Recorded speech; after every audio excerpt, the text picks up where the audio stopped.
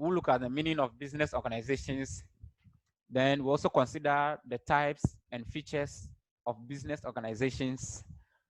We'll move on to look at the advantages and disadvantages of the various types of business organizations. And then finally, we'll also consider indigenization and then nationalization. All right. What are our learning objectives? Now, we have few objectives here. First of all, by the end of this lesson, you should be able to explain the meaning of business organizations. Then you should also be able to identify the types of business organizations. Then you should be able to explain the features of the various types of business organizations. You should be able to explain the advantages and disadvantages of the various types of business organizations. Then also, you should be able to identify and then explain reasons for establishing state-owned enterprises, and then go ahead to find solutions to the various problems confronting them. So we shall be looking at state-owned enterprises or businesses, and then the various challenges or problems confronting them. Then finally, like I mentioned earlier, we will also consider indigenization and then nationalization. And for that matter, you should be able to differentiate between indigenization and then nationalization. All right, let's proceed to look at the meaning of business organization. The meaning of business organization. Now, business organization, we are simply referring to an organization or a business in which one or more persons invest their money capital in a venture as owners or co-owners with the aim of making profit. With the aim of making profit. Simply, that is a business organization. If you happen to find your way in town, you are likely to see a lot of businesses of various size and then operating capacities. So we'll try and see the groupings under which we can put all these business entities or these business units. So that is basically what we are looking at. An organization in which two or more individuals or persons come together to invest their money capital or to invest their money in a business as owners or co-owners with the aim of making a profit is what we are referring to as a business organization. All right, let us proceed.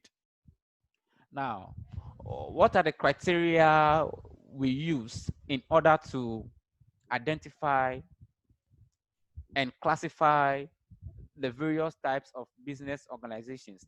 How do we group businesses within an economy? How do we group them? What are the criteria we consider? So we'll look at a few criteria we use in classifying businesses or identifying businesses, the various types of businesses. One of the criteria has to do with the ownership of the business.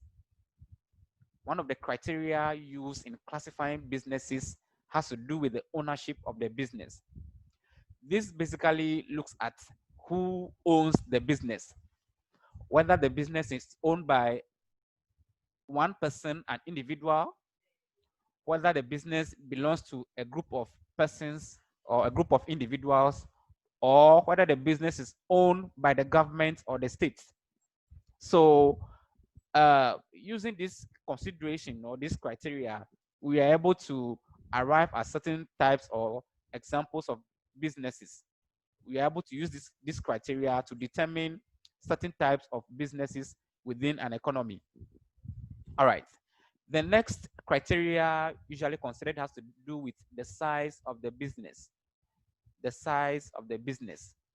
How large is the business? How large is the business? One, the size can look at the business premises. The business premises in terms of your infrastructure, your capital investment, and then any other physical assets of the business. The other criteria will also look at the capital involved in the business. How much are you investing in the business? Is the capital so huge? So that will help us come to the size of the business. So based on how huge or large the business is, we are also able to identify the various types of business organizations. Then the final one has to do with the legality or the legal requirements regarding the formation of the business. Whether in the course of establishing the business, you have to go to certain legal procedures, whether there are certain legal procedures required before such businesses can be established. When we bring out this criteria, then we are also likely to see or know certain types of businesses within an economy. So basically, these are the three criteria. These are the three criteria we use to arrive or to determine the various types of businesses within an economy.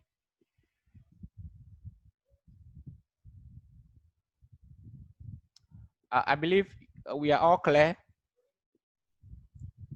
on the criteria for classifying businesses or business units. All right. Having looked at the criteria for classifying businesses, I believe we can move on to look at the various types of business organizations or business units. All right. Now, the first type of business unit is what we call the sole proprietorship. The sole proprietorship, what others will also call one-man business. The sole proprietorship. All right. Then we also have the partnership or the partnership business. We have the partnership or the partnership business as a type of business organization. Then we also have the joint stock companies.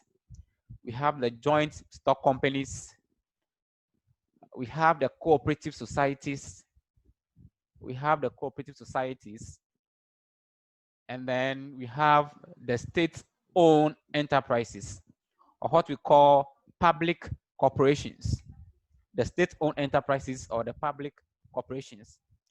We'll take these types of business organizations one after the other, look at the brief meaning or the brief definition of the business organization.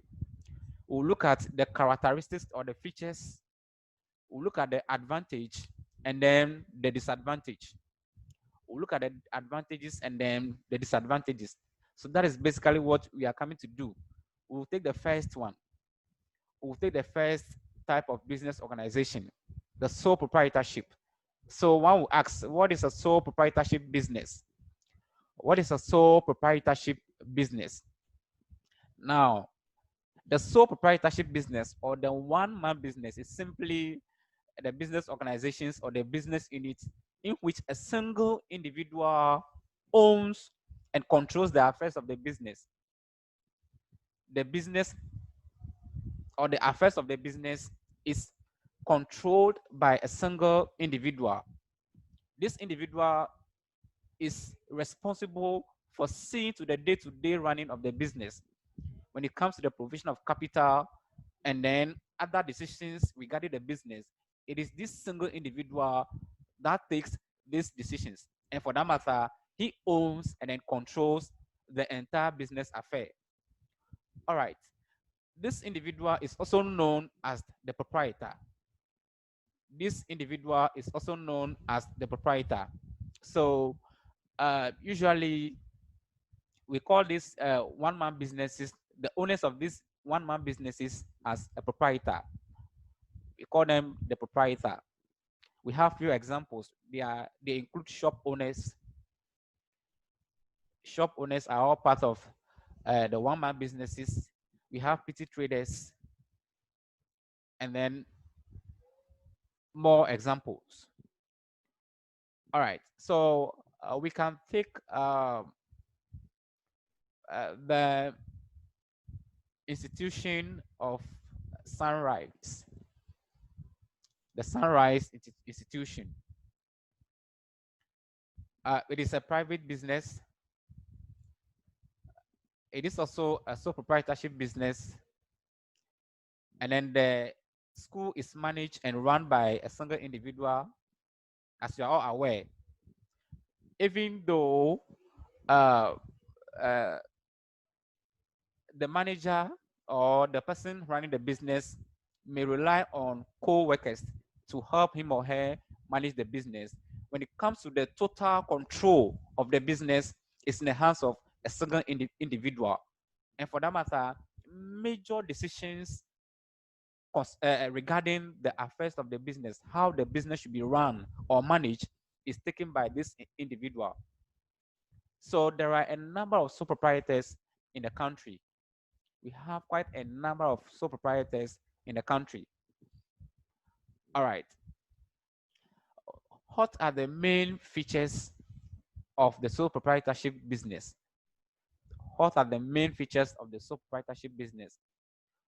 What are the characteristics that distinguish the sole proprietorship business from the other types of business units or business organizations?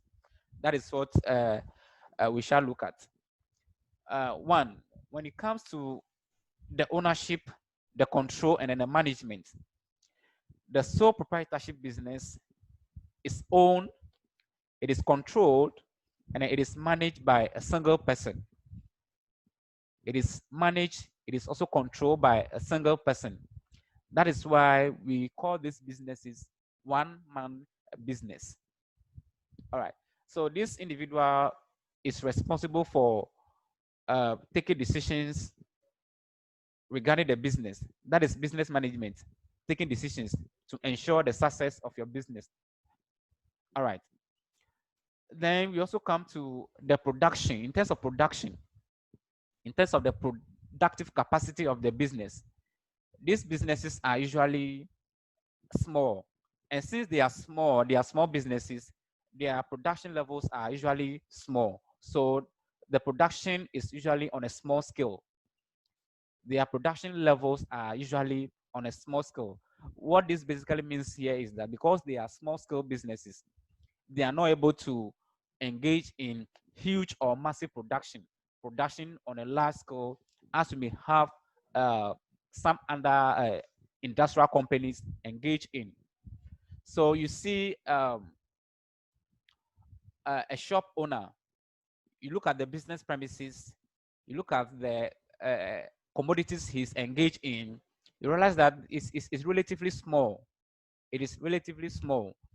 So in terms of production, in terms of their production level, it is usually on a small scale. That is for the sole proprietorship or the one-man businesses. Then again, on the profit levels, because their scale of operation is on a small scale, because they don't have a large scale operation, the level of profits that comes to the business is usually small. So their profit levels are quite low. Their profit levels are quite low. Take note, the profit levels of one-man businesses are quite low. And since it is this single person or individual who controls and manages the business, the profits that arise or the profits that comes to the business is enjoyed by this person, as referred to as the owner.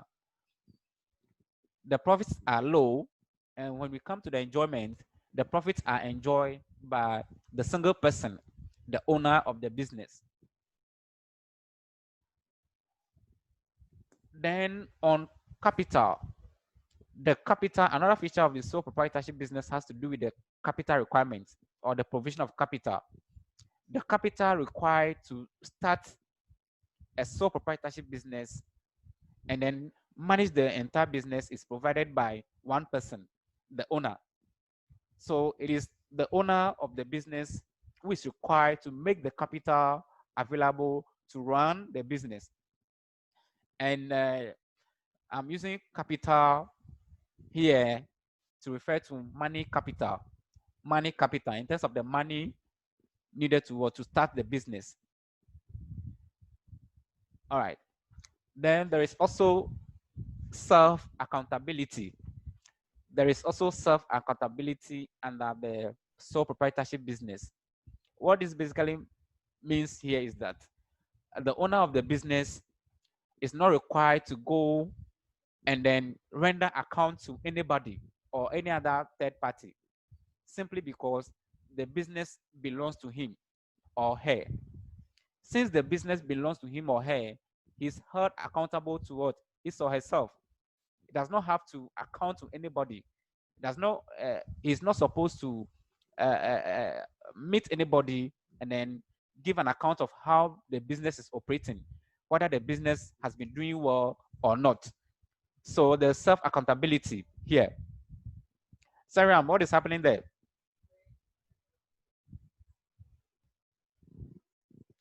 Who is with the name L? Sayram, I think at 3 or so.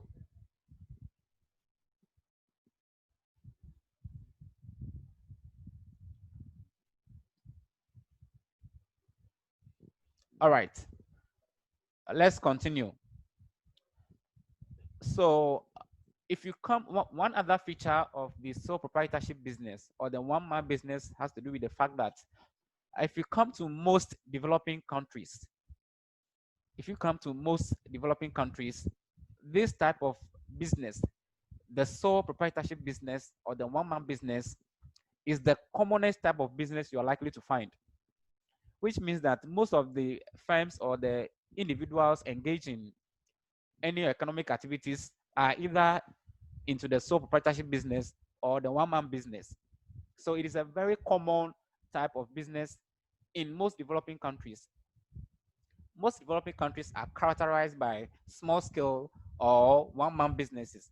That is how come, um, irrespective of your geographical location, whether you're in Accra or Ho or any other city, you go to town and you see this quite number of small scale or one-man businesses, shop owners, uh, restaurant operators, petty traders, carpenters. They all find themselves under this type of business unit or the business organization.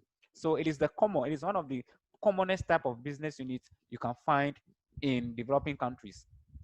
Unlike in advanced countries whereby you see huge or large corporations, this is not the case when you come to developing countries. Most of the businesses are small scale businesses or they are one-man businesses. So these are the few characteristics or features of the sole proprietorship business. All right, let's proceed and then consider the various ways by which we can finance one-man business. The various ways by which we can finance one-man business.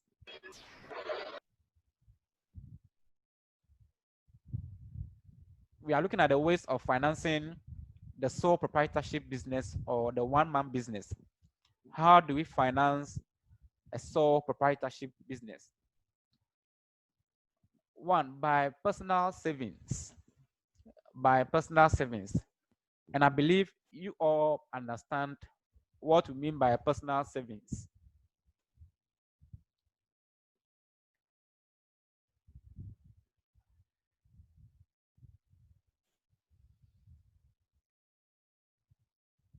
Who can explain what personal savings is about with regards to uh, financing a one-man business? Who can tell the class?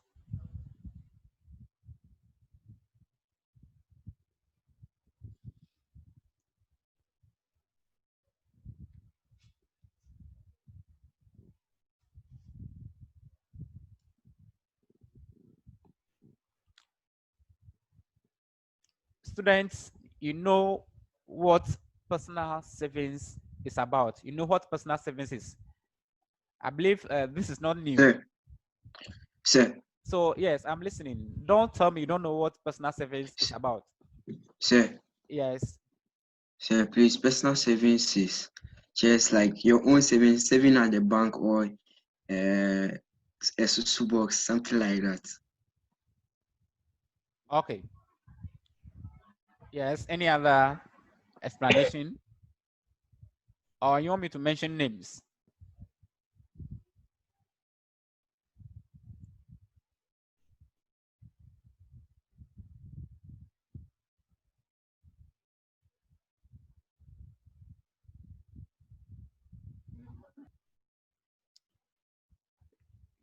You guys want me to mention names? I, all right.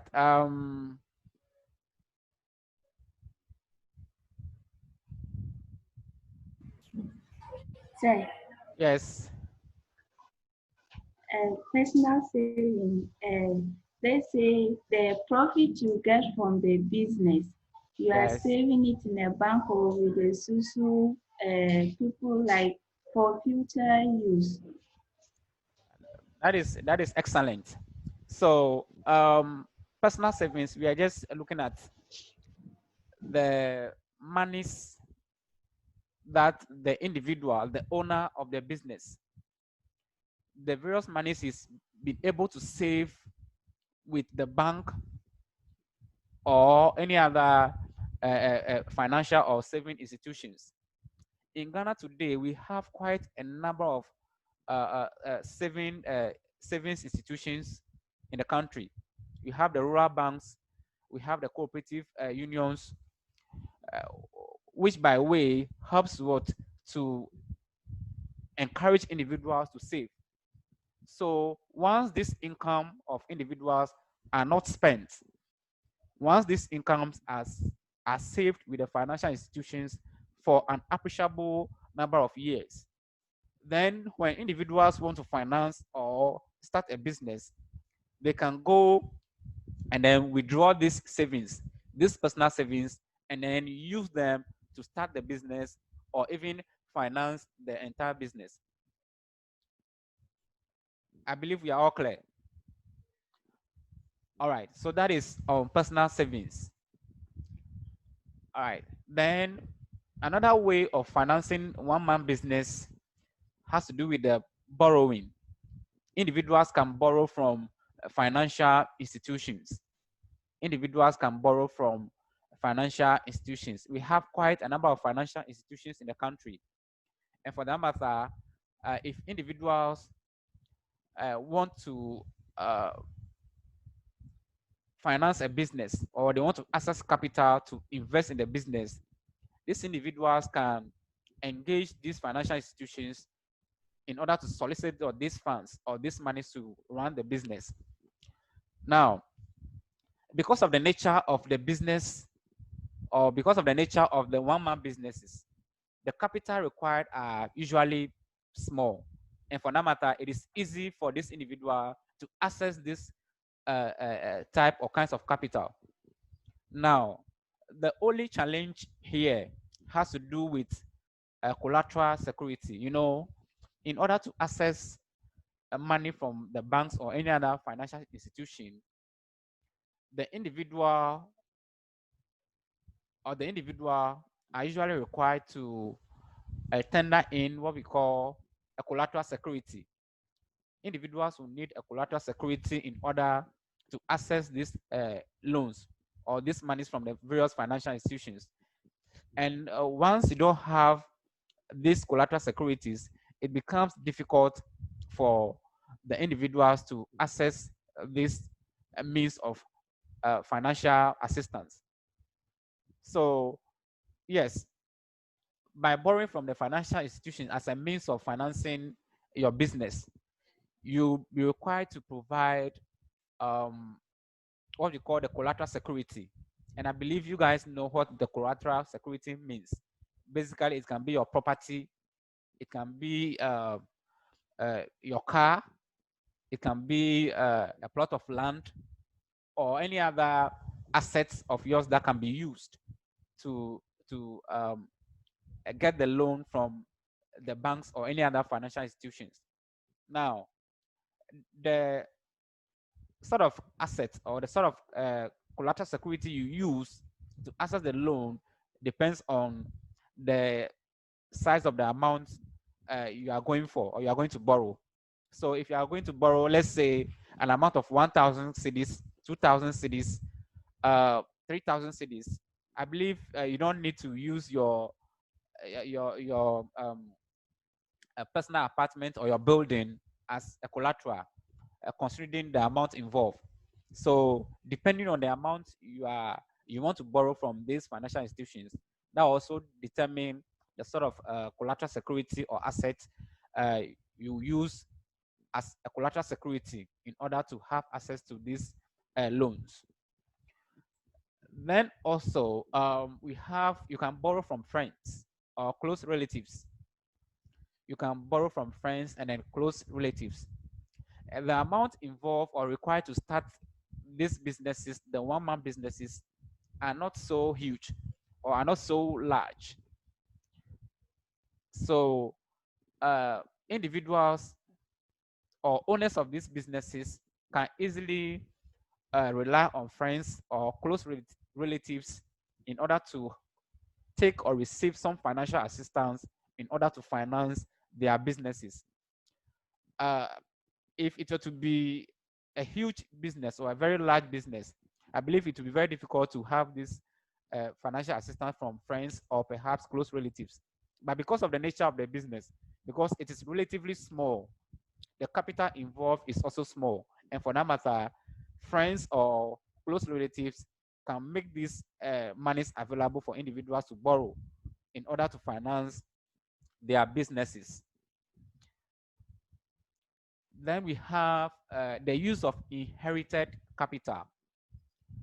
The use of inherited capital or the property. Who can say something on this, on the use of inherited capital or property? I believe this is not new to you, so who can try? The use of inherited capital or property as a way or a means of financing a business. Yes.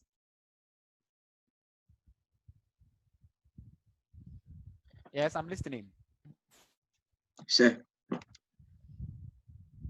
Sir, please, the use of inherited capital is a type of finance that parents or a mother or father leaves for the child or the children so they can have access to it. All right. Is that all? Sir, it could be in the form of money, in the form of house, car, any type of thing. Oh, okay. Any kind of asset. Yeah. All right. Yes, is that all? Let me see. There are a number of you guys in the class, but I don't want to talk. Um,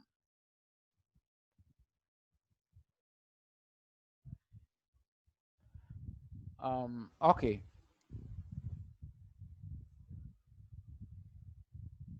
Yeah, at Prince Day.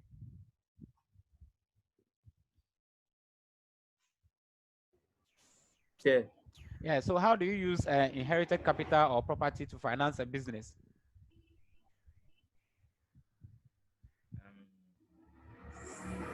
Say, let's say you're my father, Okay. and then you have money, Uh-huh. and you've also kicked the bucket. I can use that. I can use your property to build a company or start a business. Oh, okay.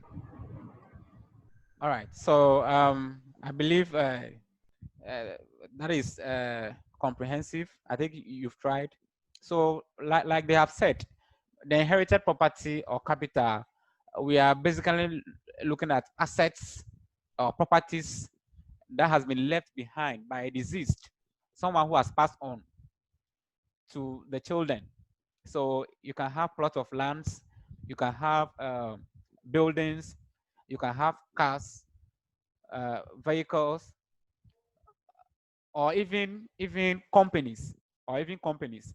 So once the individual is no longer there, and then this property or these assets find their way into the beneficiaries, those who are supposed to benefit from these assets.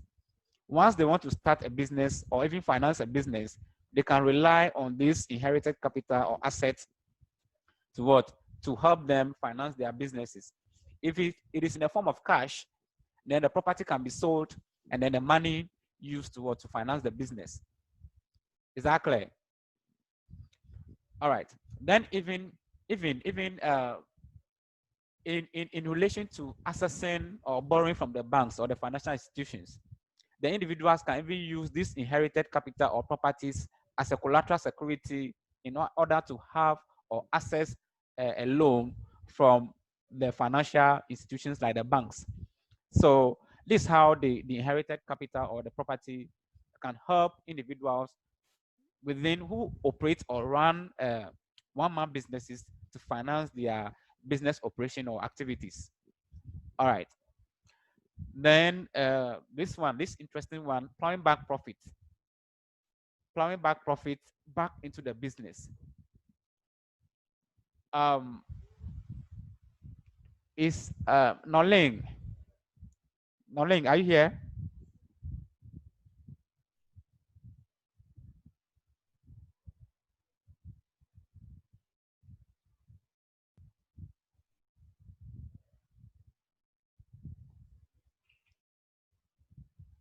Sylvester. Sylvester, Dobedo, are you there?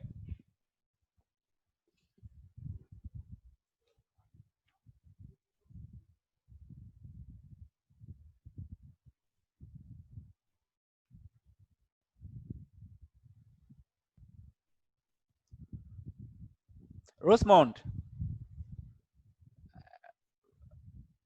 Rosemont, my mom, are you there? Yes. So, how do we plow back? How do individuals plow back their profit back into the business? Can you explain it?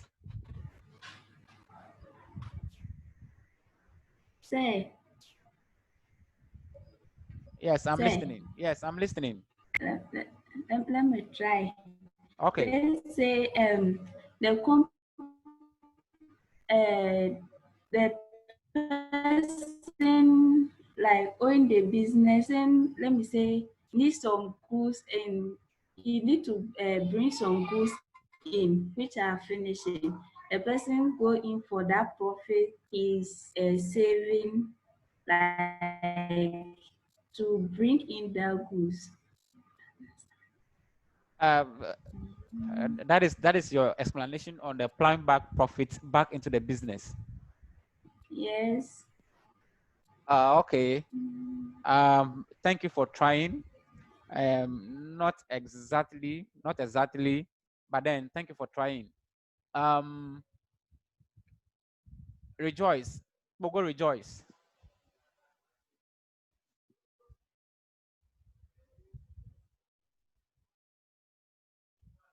Is she there? Yeah, sir, Yeah. Who is talking? sir. Yeah. I had a little problem. Who This is that? Sylvester. Who is that? Sylvester. Sylvester. Oh, okay. So can you respond to the question? Um, say investing money Investing money. into the business. What money? Back, yes, back into the business. Investing what money back into the business?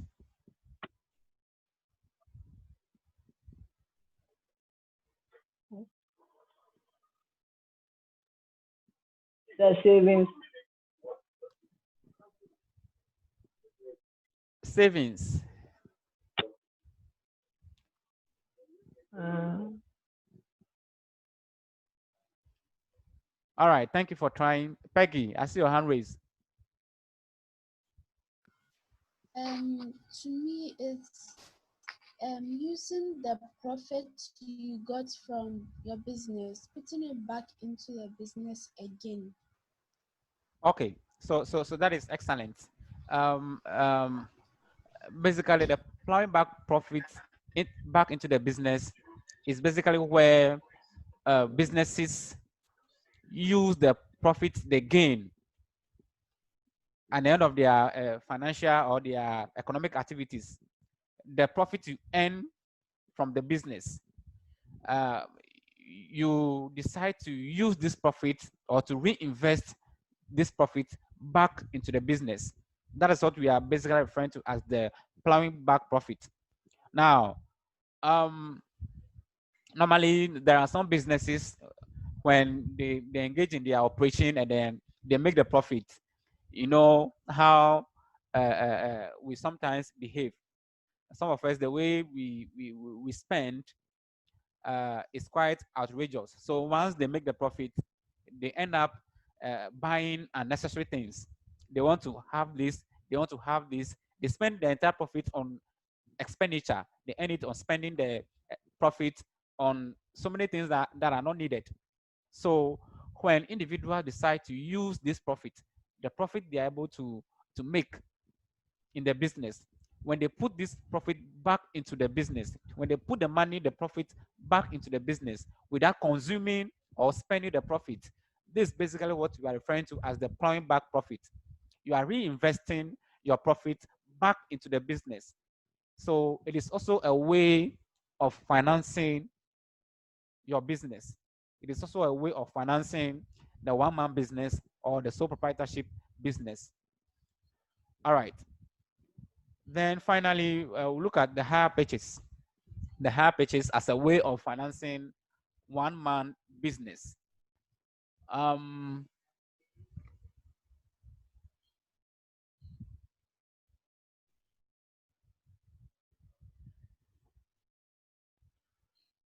Let me see.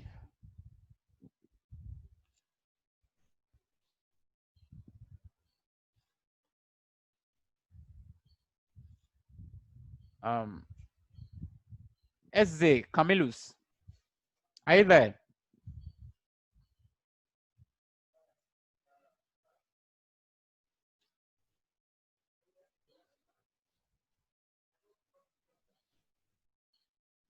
Yes, sir. Yeah. So, can you explain hire purchase as a way of financing one-man business?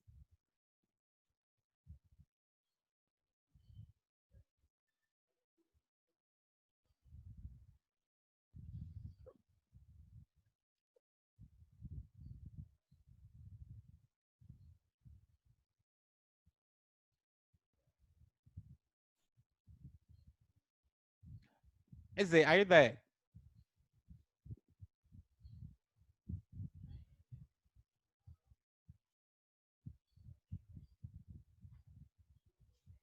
Yes, sir.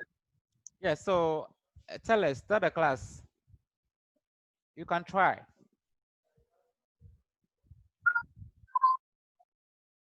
Um,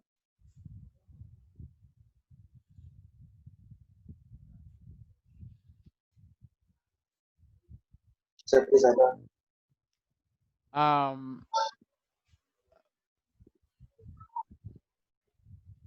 Atikasa Silvanus.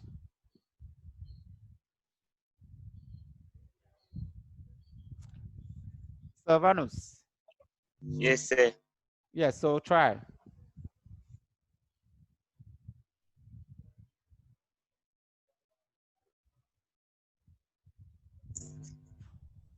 Sir, please.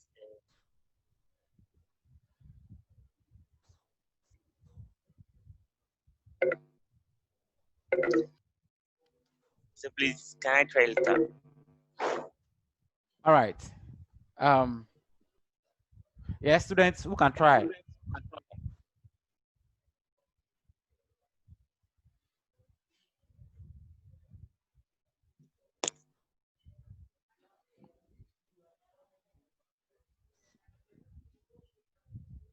Students who can try.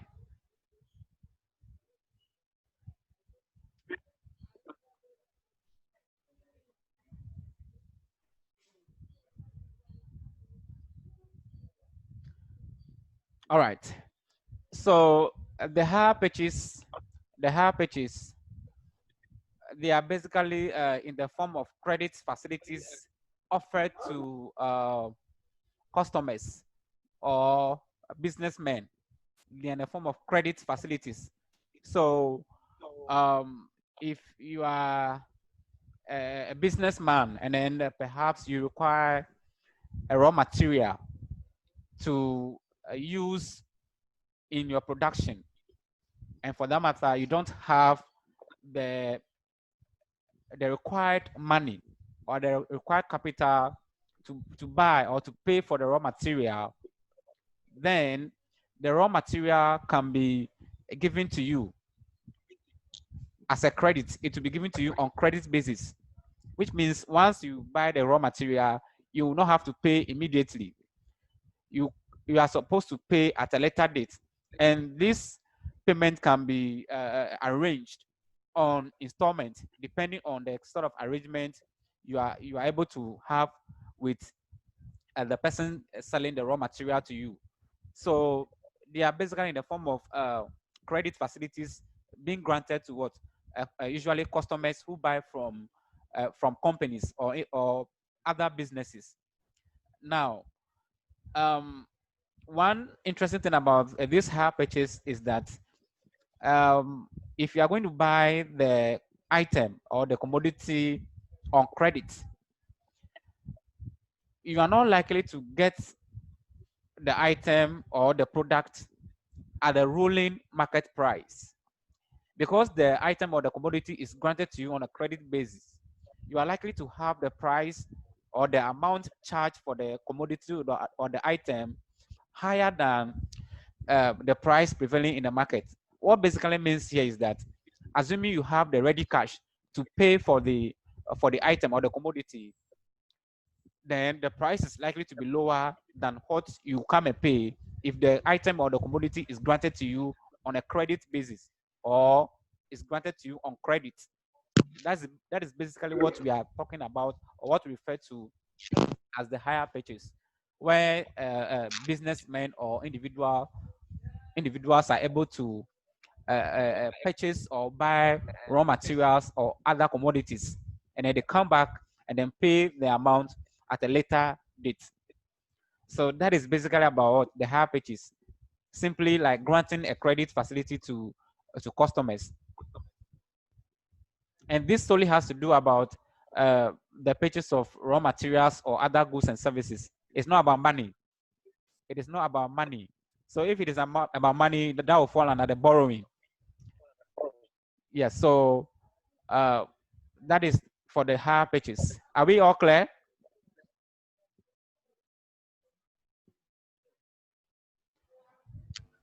Yes, sir. I can hear only one person responding. For instance, under the hire purchase, let's assume. Yes, sir. Yes, sir. Let's assume Ansel. Yes, sir. Ansel. Let's assume you own a business premises or you own a business, and then for that matter, you require some amount of raw material to help you engage in production, but you don't have the money, you don't have the cash to pay for the raw material immediately.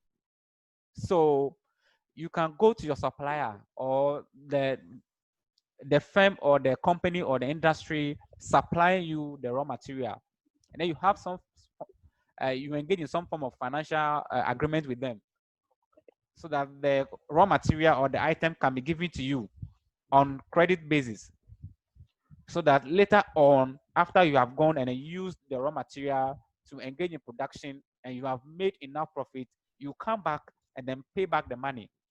You pay back the money as the cost of the raw material you bought. And what we are saying here is that because you are procuring or you are buying the raw material on a credit base, the price at which it will be given to you is likely to be higher than if you were to have the physical cash to pay. So that is basically on the hire purchase. All right.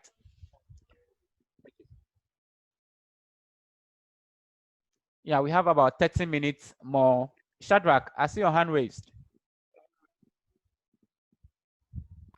Yes. Can I say purchase on installment plan?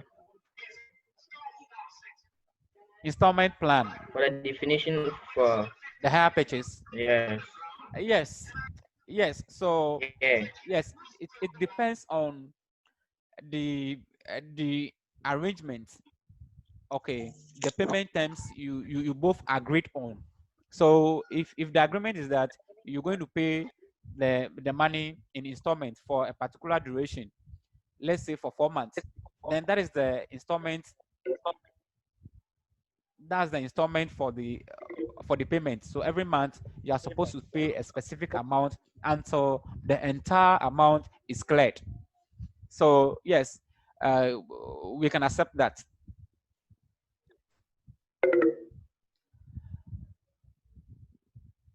All right, Thank you. you are welcome. Let's proceed.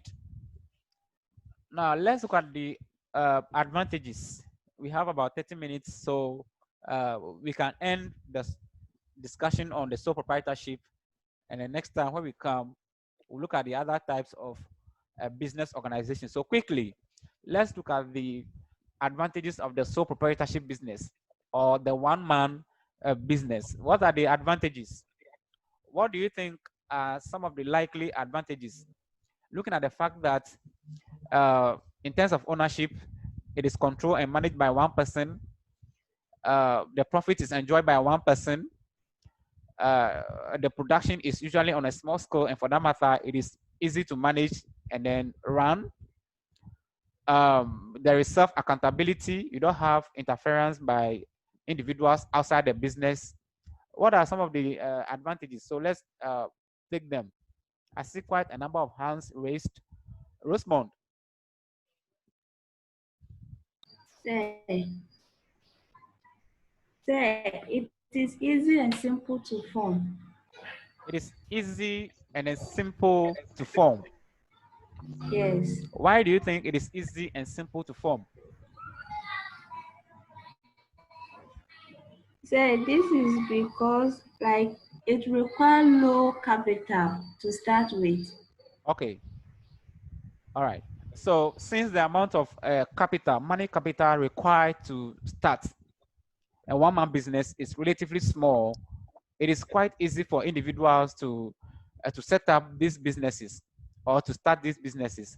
So it's one of the advantages of the sole proprietorship business. It is easy to form or easy to establish. I see quite a number of hands raised. Um, can you guys raise your hand again?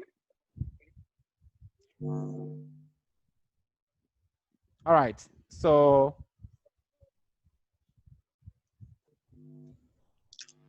So all the right. owner enjoys the profits alone. Uh, who is talking? So it's great. Okay, Grace. All right. So in terms of the business profits, since the sole proprietorship business or the one-man business belongs to the owner, who is the sole proprietor or the individual, the profits of the business obviously will be enjoyed by this single owner or this individual. So yes, the profit is enjoyed by a single person who is also the owner of the business.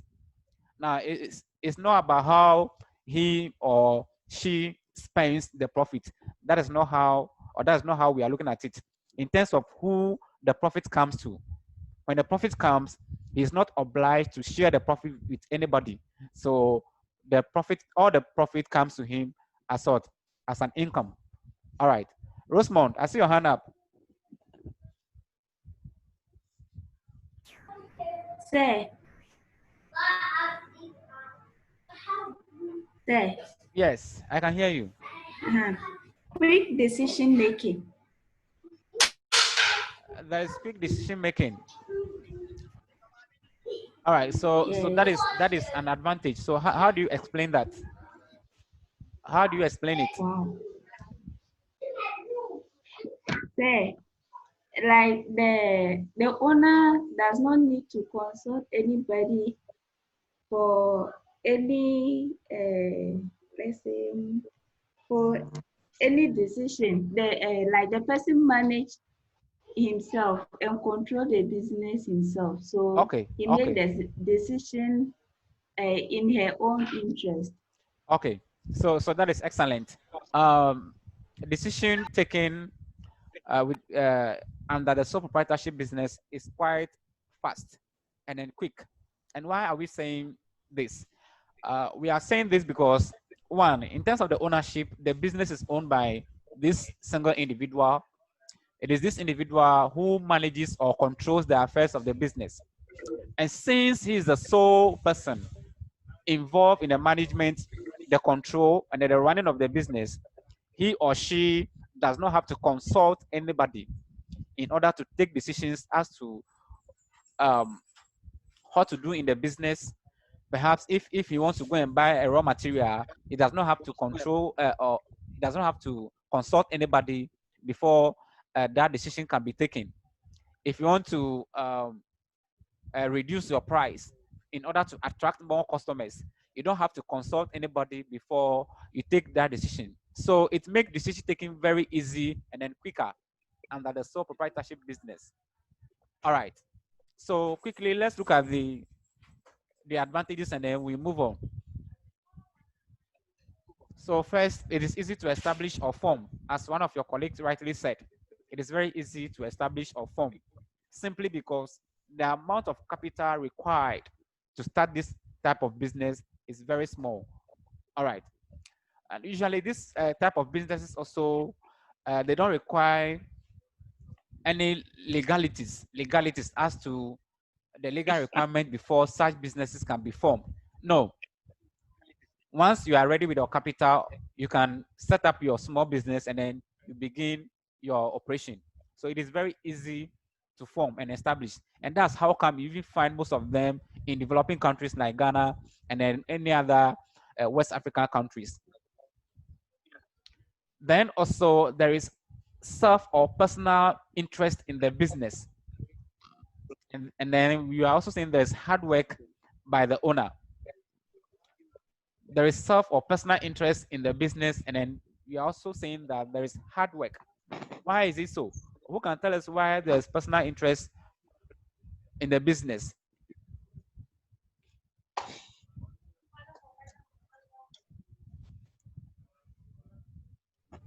Say, Hey, are you guys the only student in the class? What about the rest?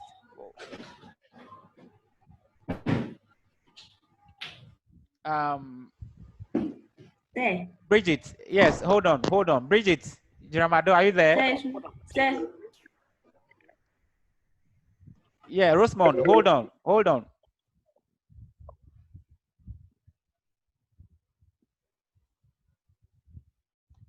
Dakandi, are you there?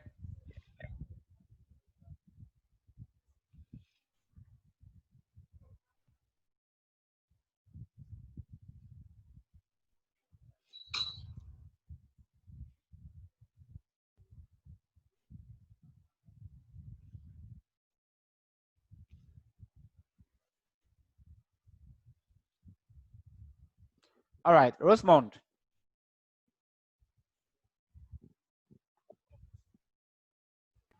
Say, Okay, you want to try? yes. Go ahead.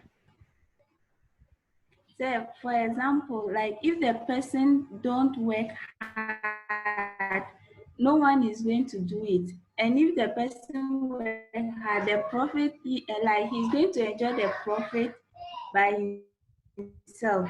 And if he become lazy, he's going to lose. And he Okay. will also. Okay.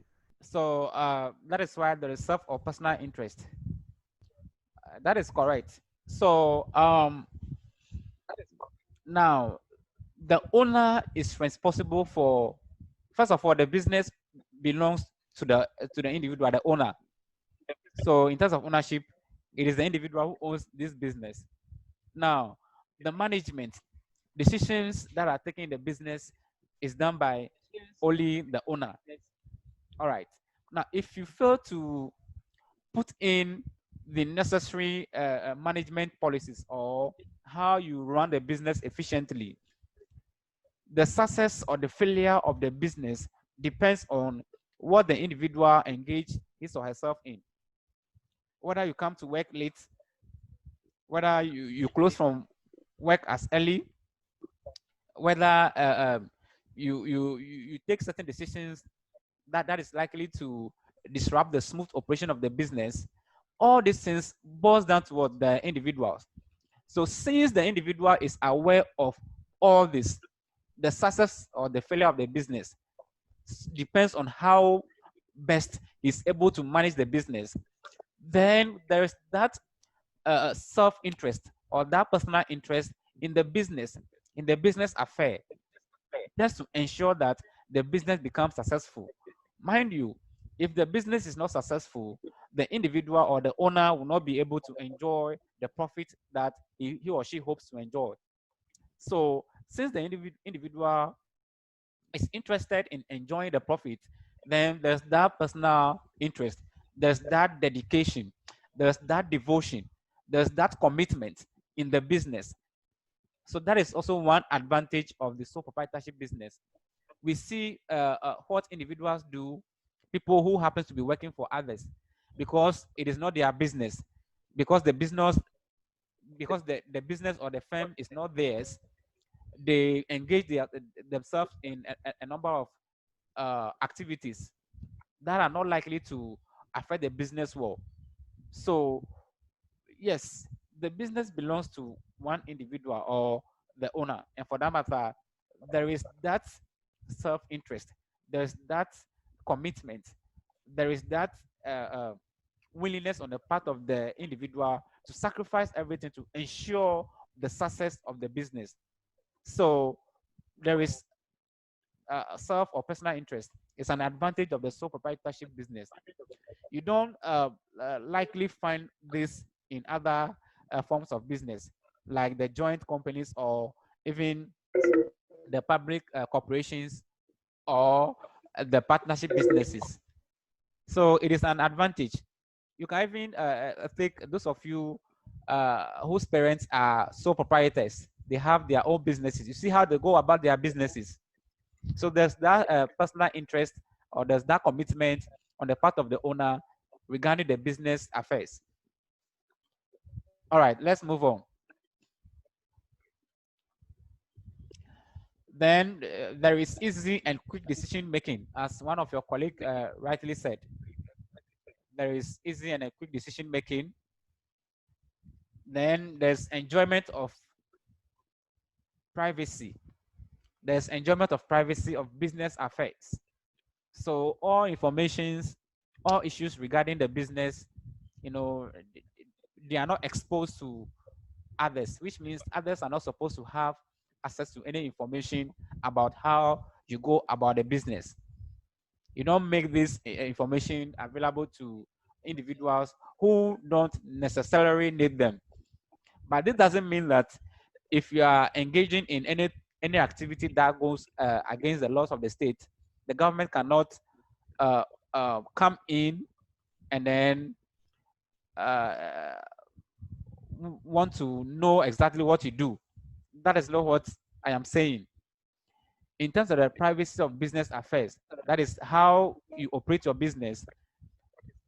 You are at liberty to keep that to yourself. You are not likely to expose that to anybody.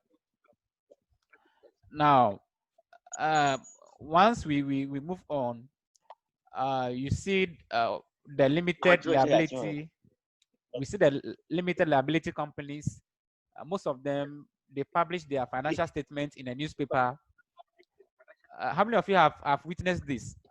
You see, for instance, banks and other financial bodies publishing their end of year account statement or financial statement in the newspapers.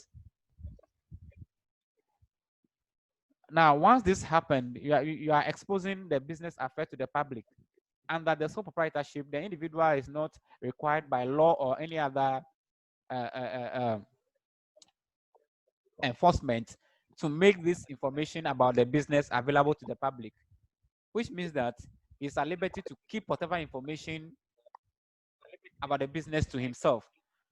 His profit levels, whether he's making huge profit or losses, he's not supposed to expose this to anybody. So there is enjoyment of business privacy. He enjoys the privacy of the business, and for that matter, it also helps to stop the unnecessary interference from others, individuals outside the business. Once people don't have access to your business information and then how you run your business, then that level of privacy required to give you the room to operate as a businessman is given to you, or you have access to such a privacy. I believe we are all clear.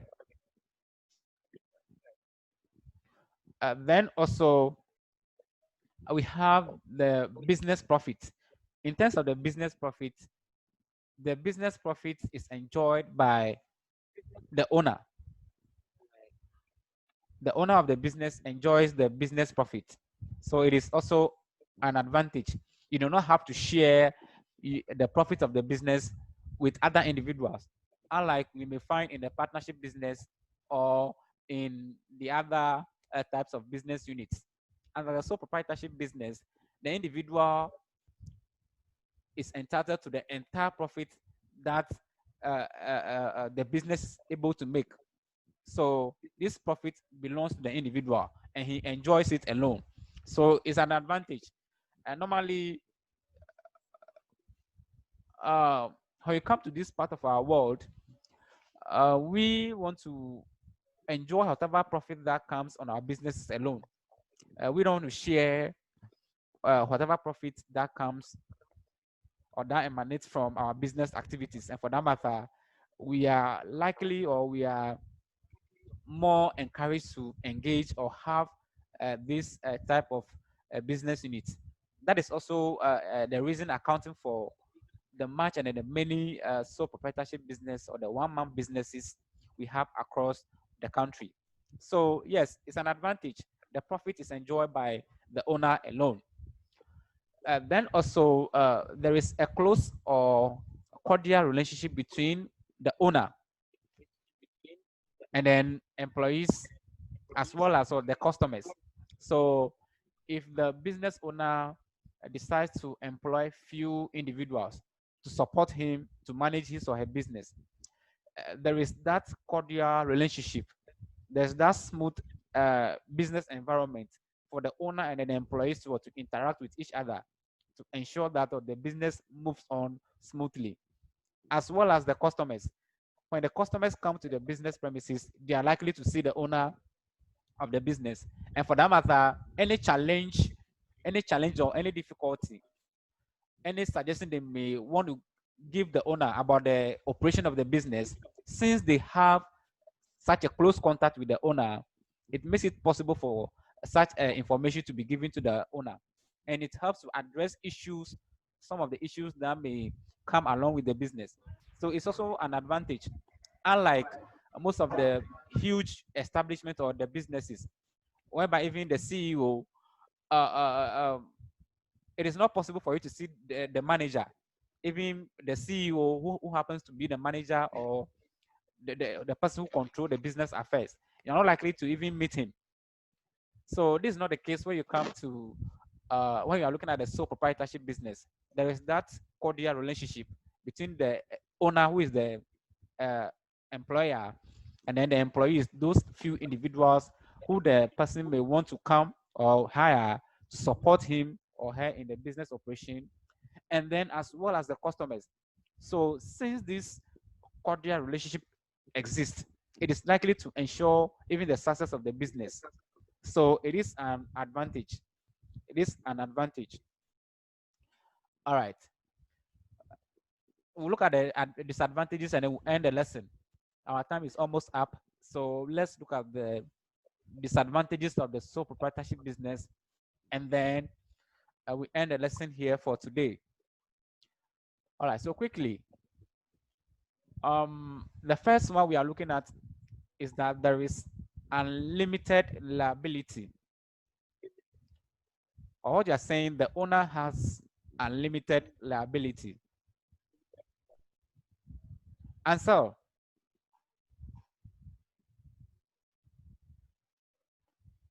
Answer, are you there?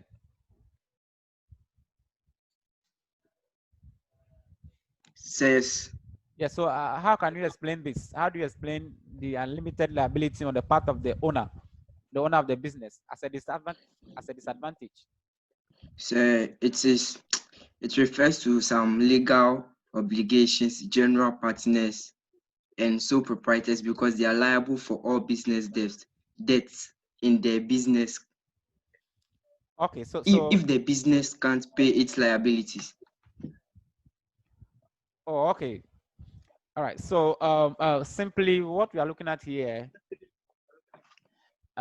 is the fact that since the business is owned by a single individual or one person, now any challenges that comes to the business in terms of losses, any misfortunes that the business may face in terms of even disruption of the business property or the premises. If it happens that your stock or even your business premise suddenly catches fire, all the devastations will have to be confronted by the individual alone. It is the owner, the single individual, who have to confront all these challenges or misfortunes of the business.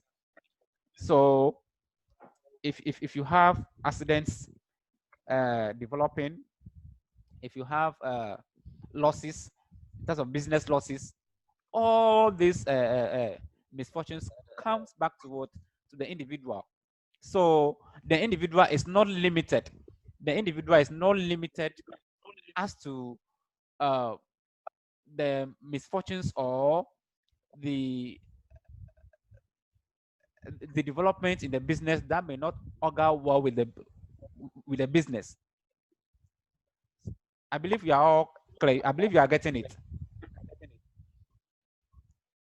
Now, unlike in the other forms of business like the partnership or even the joint stock company, whereby you have several individuals coming to put their monies together. So if there is any development or any misfortune within the business, then these misfortunes or these problems or challenges can be shared among the various owners who come together to establish the business. Here, what we are saying is that since it is the individual who is responsible for the entire business, whether the business succeeds or not, comes back to the individual alone. So all the monies that the individual has invested in the business, if the business fails to succeed, the individual will have to take or face all those costs alone. The individual will not have to share those costs with anybody because he is the owner of the business. He controls and manages the business affair. So his liabilities are unlimited. His or her liabilities are unlimited. They are quite wide. That is basically what we are talking about. All right, let's go through the other few disadvantages and then we'll end the class here. We're also saying that there is inadequate or limited capital. There is inadequate or limited capital. Now, financing some of these businesses becomes challenging. And when you take also our economic our economy into consideration, our savings level are quite low. Accessing credits from the financial institutions are not quite smooth. Sometimes they are very difficult, and all these challenges boils that to what we are saying here: the capital or the money required to manage or even run the business they are inadequate or they are limited. So it is a challenge. It is a challenge to the sole proprietorship business. Then we have small output. The small output basically has to do with the fact that these businesses are quite small in terms of their size. And since they are very small, their output is also very small. And for that matter, they are not likely to meet the demands in the market. So when the demand in the market is quite huge and then their output is very small, then they are not able to what? To meet the demand because of their small output. And this becomes a challenge. So it's a disadvantage. Then we are also looking at the possibility of discontinuity or existence of the business. Now, since the business belongs to this sole individual or owner, if it happens that the individual passes away or uh, or something happens in the business, it is likely that the business may not continue or the business may cease to exist because it is only that individual who is in charge of the entire business. So once you die, then there's nobody there to take up the business and then run it to ensure that it continues. So you are likely to see these businesses getting collapsed. So it's also a disadvantage, unlike the other forms of businesses like the partnership business, whereby even the joint stock company, whereby even if an individual passes on or dies, the business can continue. This is not the case for the sole proprietorship business. Usually, when the individual dies, then the continuity of the business is also at stake. So take note. We are saying there is high risk of overworking and fatigue. And then since the individual is in charge of taking all the decisions, running the business, going here and there, at the end of the day, he or she becomes exhausted as a result of what? Overworking. And this can lead to fatigue. So as simple, this is what we are talking about. And it's a disadvantage when it comes to the sole proprietorship business. Unlike the other types of businesses whereby you can assign role to your colleagues or other partners of the business to help you to run the business. This is not the case. Since you are running the business alone, your workload becomes very huge. And when your workload becomes very huge, you are likely to develop fatigue, and it also comes with its health implications. All right, so there is no room for specialization. Go and look at this final two. There's no room for specialization. Go and look for the explanation. And then there is also high incidence of wrong and then hasty business decisions. Go and look at how you explain these 2 points. And then when we meet next week, God willing, I'll give you the opportunity to fill the class and then we proceed. Thank you very much. If you have any question, you ask so that we, Sir, yes.